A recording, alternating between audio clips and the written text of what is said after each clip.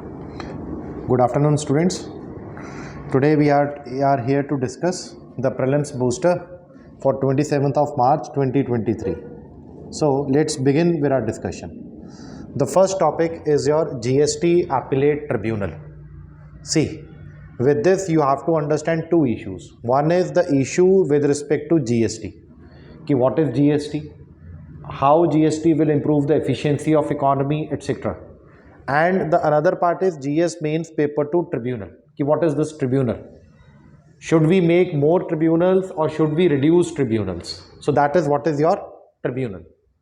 So under this news अभी क्या हुआ है कि जो GST council है, this is an constitutional body which is formed by 101st constitutional amendment.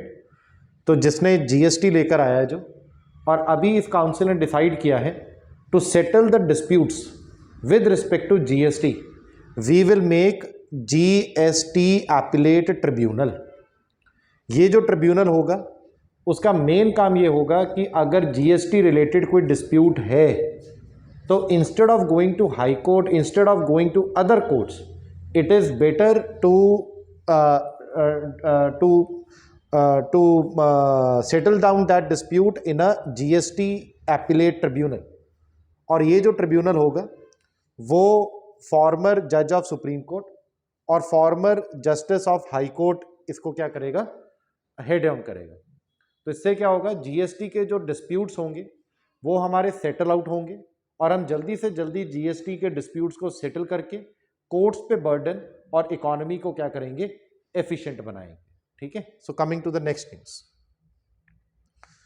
So next news is securities transaction tax. Now see, what is the security transaction tax? This is a type of tax. This government have given some indications in budget. अब ये जो tax होता है वो होता है direct tax. अब जब आप जीएस प्रीलिम्स इकोनॉमी पढ़ते हो तो डायरेक्ट टैक्स क्या होता है? डायरेक्ट टैक्स के कुछ फीचर्स होते हैं, जैसे it is progressive in nature. जो डायरेक्ट टैक्स होता है वो जिस पे लगता है, मीनिंग देयर बाय जिस पे टैक्स का बर्डन है उसी आदमी को टैक्स पे आउट करना होता है. तो the impact of tax and the incidence of tax that is on the same person, meaning thereby the tax burden can not be shifted to other person. तो this is a characteristics of what your direct tax. So अब ये security transaction tax क्या है? Security transaction tax है, आपको पता है, जैसे शेयर मार्केट होती है तो शेयर मार्केट में लोग क्या करते हैं, शेयर्स को खरीदते हैं बेचते हैं, कमोडिटीज को खरीदते हैं बेचते हैं.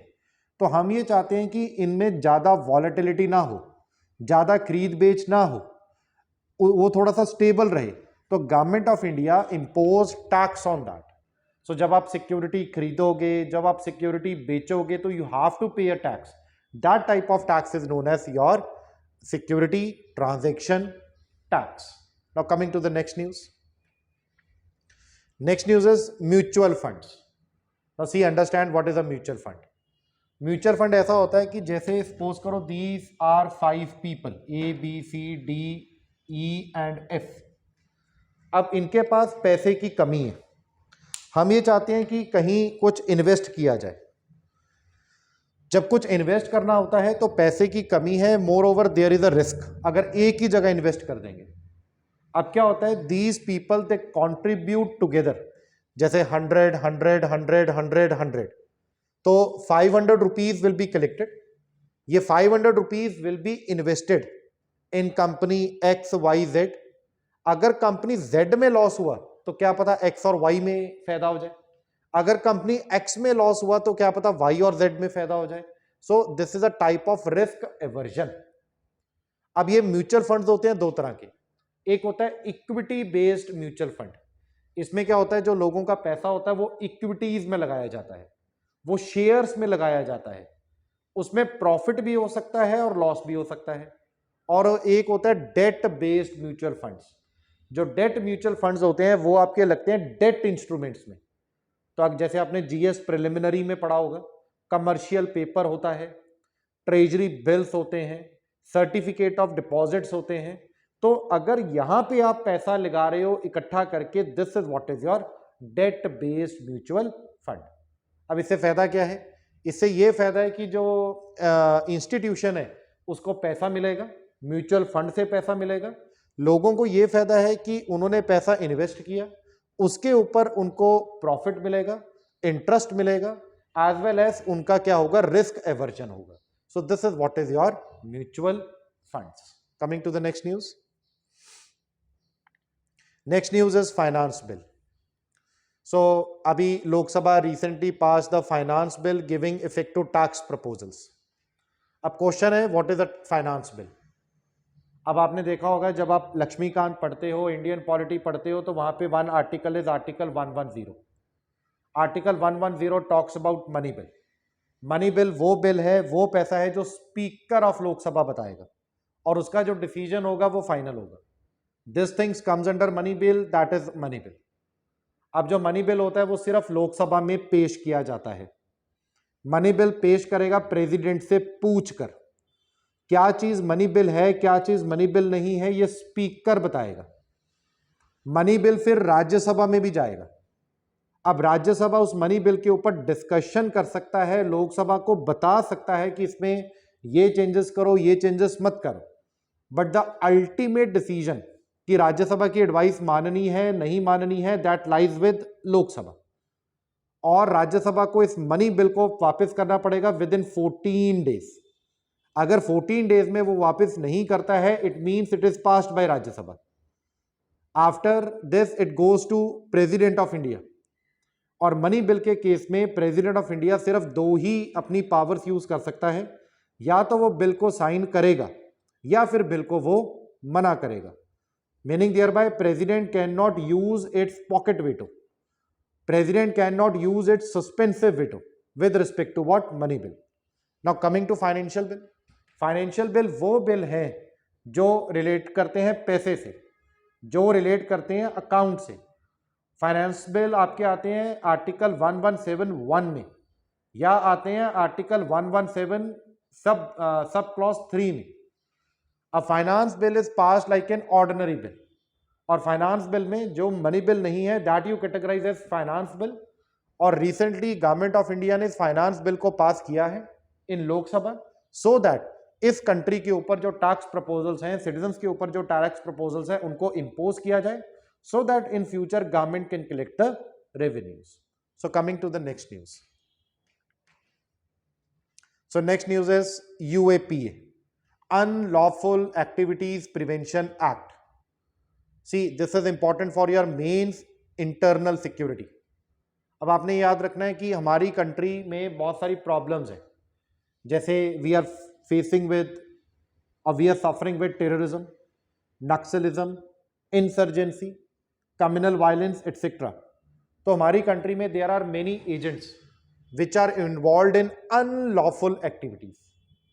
सो गवर्नमेंट ऑफ इंडिया ये क्या कर सकते हैं, ये किसी भी ऑर्गेनाइजेशन को अंडर दिस एक्ट ये कह सकते हैं कि this organization is bad, this organization is engaged into an unlawful activity, and under this act this government can ban that organization. अभी सुप्रीम कोर्ट ने ये बोला है कि अगर कोई आदमी अगर वो किसी ऐसी ऑर्गेनाइजेशन के साथ ताल्लुक रखता है तो जरूरी नहीं है कि वो आदमी भी इस एक्ट के अंदर बुक किया जाए. See it is written mere membership. Membership से कुछ नहीं है, हमें ये देखना है कि वो मेंबरशिप कैसी है, उसका ऑर्गेनाइजेशन के साथ रिलेशन कैसा है, ऑर्गेनाइजेशन में वो कितना एक्टिव है, और उसने इस आदमी ने इंडिया के खिलाफ क्या क्या कॉन्स्पिरेसीज की हैं और कैसे कैसे गवर्नमेंट को या सरकार को या हिंदुस्तान को डिस्टेबल करने की बात कर रहा है.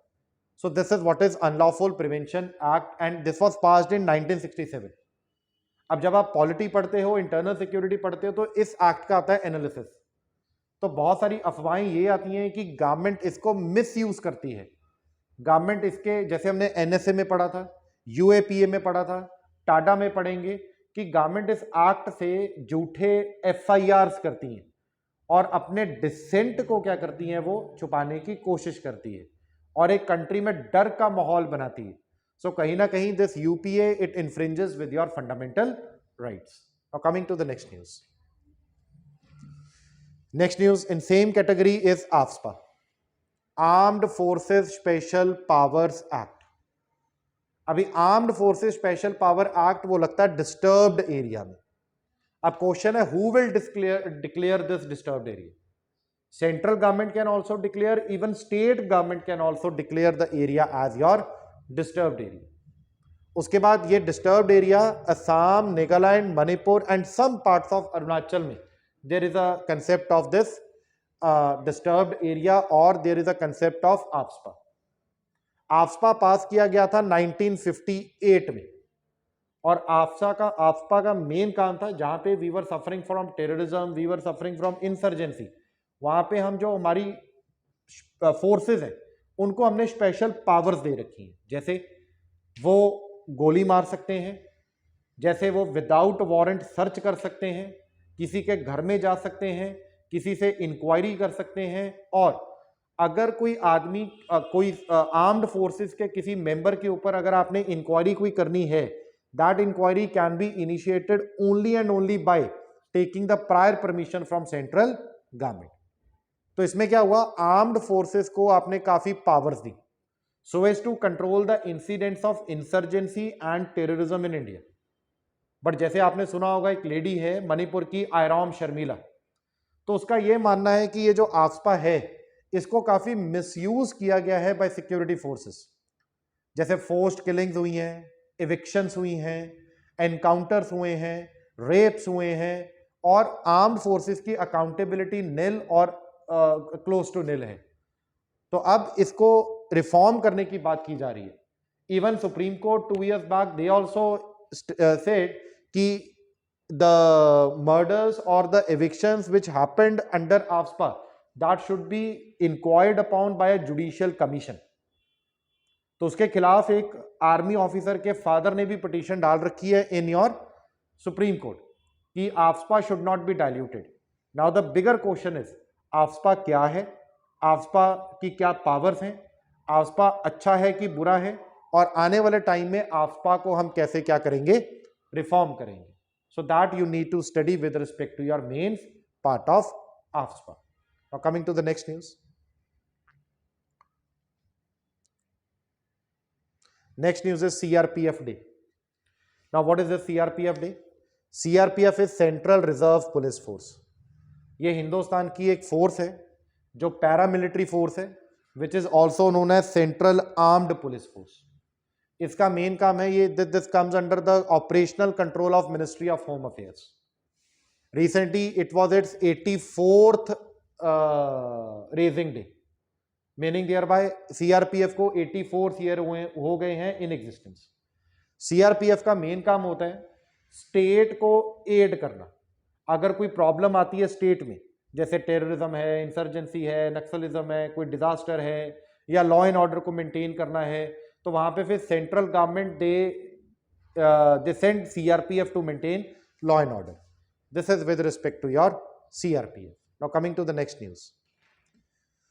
सो नेक्स्ट न्यूज इज अरावली और ग्रीन वॉल प्रोजेक्ट। अभी आपने देखा होगा कि इंडिया है और इंडिया में there is a desert. India में जो डेजर्ट है दैट इज इन राजस्थान, और आज के टाइम पे this desert it is expanding. There is a issues of desertification, land degradation, और we are a signatory of UNCCD, that is United Nation convention to combat desertification. अभी क्या कर रहे हैं, एक अरावली माउंटेन है, अरावली जो माउंटेन है this is bordering the Rajasthan desert and your great plains. सो जो अरावली आपका माउंटेन है दिस इज इन गुजरात। ये गुजरात और राजस्थान और हरियाणा तक और यूपी तक इसकी एक्सटेंशन है। This is an example of old fold mountain. इसकी हाईएस्ट पीक है गुरु शिखर। अभी हमने क्या किया है, इस अरावली जो रेंज है इसके ऊपर we are planting the trees, we are making a green wall. और ये प्लांट, जब ट्रीज को प्लांट करेंगे तो उससे लैंड की क्वालिटी इंप्रूव होगी, सॉइल इरोजन कम होगी, और जो डेजर्ट का एक्सपेंशन है वो कम होगा। This is your Aravalli green wall project. Now coming to the next news. Next news में बस आपको यही याद रखना है ओसिरिस RAX मिशन क्या है। तो ये एक नासा का मिशन है, और ये मिशन नासा ने लॉन्च किया था अभी ये मिशन इज कमिंग बैक और ये कुछ सैंपल्स लेकर आ रहा है from an asteroid by the name Bennu. तो यहां से ये सैंपल्स को वापस लेकर आ रहा है।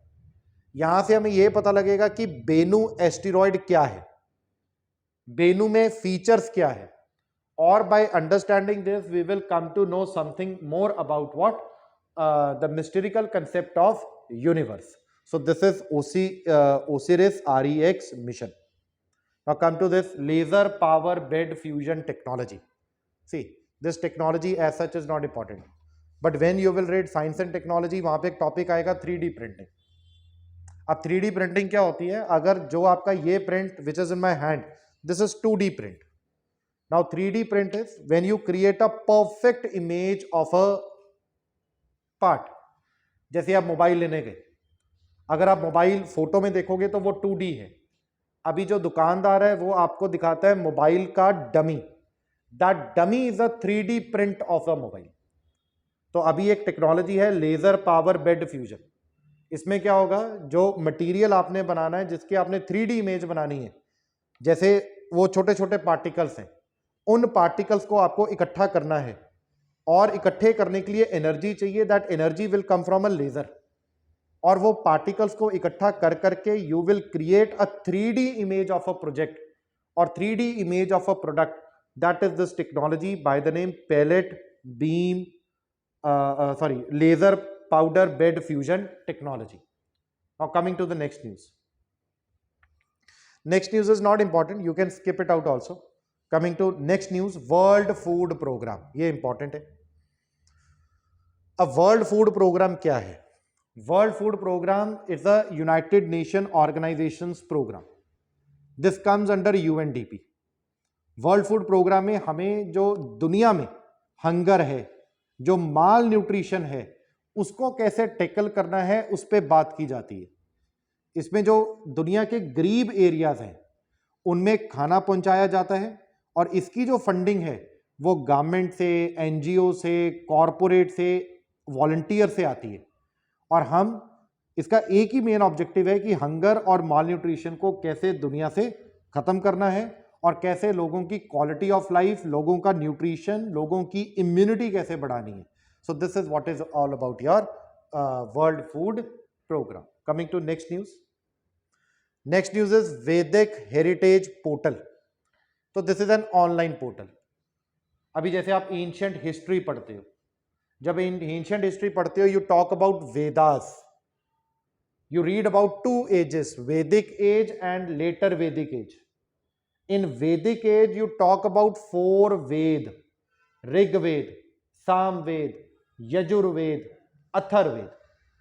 जैसे ब्रॉड छोटा सा मैं बताऊं, ऋग्वेद, ऋग्वेद वो क्या करता है, जो आपके गॉड्स हैं उनकी प्रेज करता है।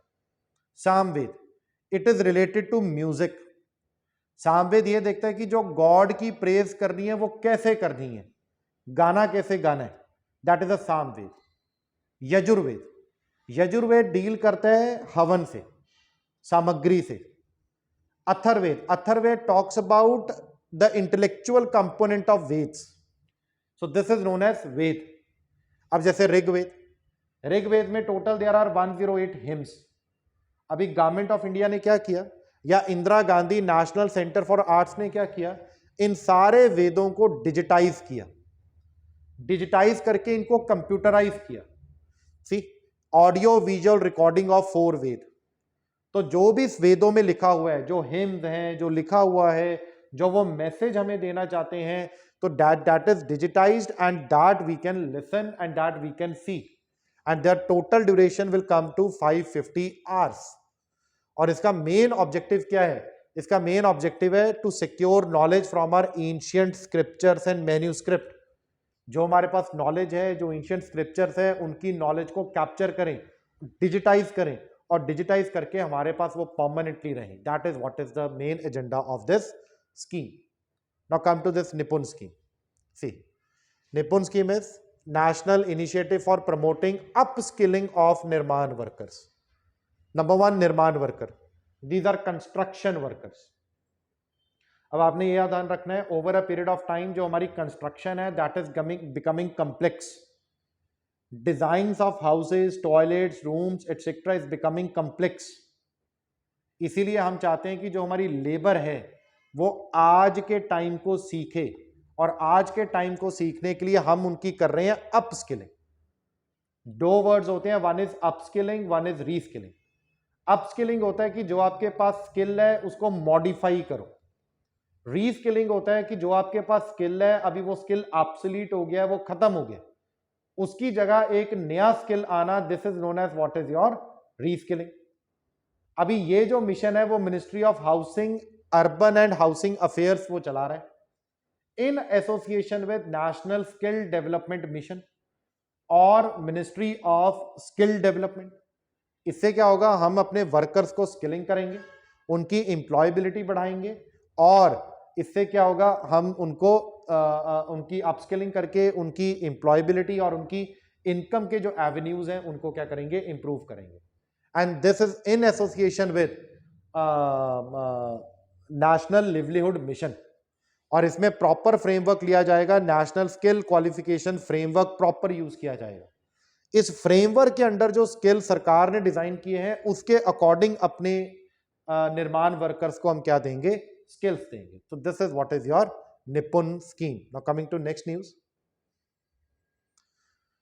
सो नेक्स्ट न्यूज इज नथिंग, ये बस आपने इतना याद रखना है, ये एक बर्ड है और एक रिपोर्ट में ये आ रहा है कि ये जो बर्ड है दिस इज नाउ वल्नरेबल, ये this bird is now under the impact of climate change, और इस bird is under huge pressure of climate change. इससे ज्यादा इस न्यूज में पढ़ने की जरूरत नहीं है. Coming to the next news, इसमें आप वर्ल्ड वाइल्ड लाइफ फंड देख सकते हो.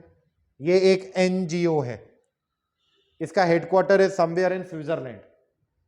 इसका मेन काम है to tackle climate change, to improve wildlife, to improve the man nature relation. So this is what is the agenda of World Wildlife Fund. ठीक है, और इसका आपने लोगो भी देखा होगा, red panda. Now coming to the next news.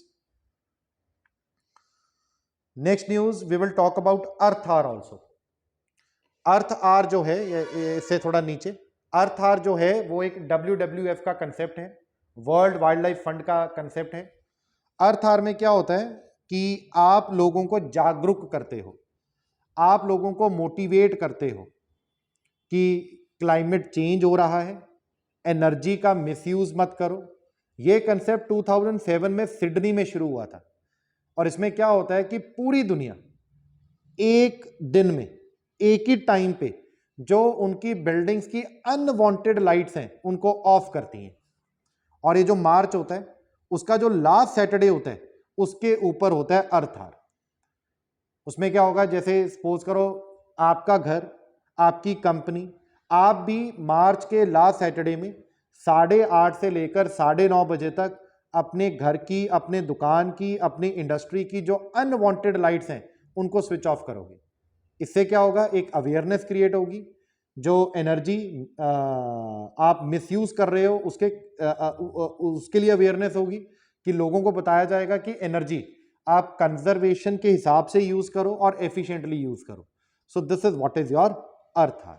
और this question has already been asked in your UPSC preliminary examination. Now based on this discussion we have created some MCQs. You can download this PDF from our Facebook page, from our YouTube page, or you can join our WhatsApp channel also. So by solving this MCQs you can have a more grasp on your understanding. So let's stop here. We will meet again tomorrow with the next session. Thank you.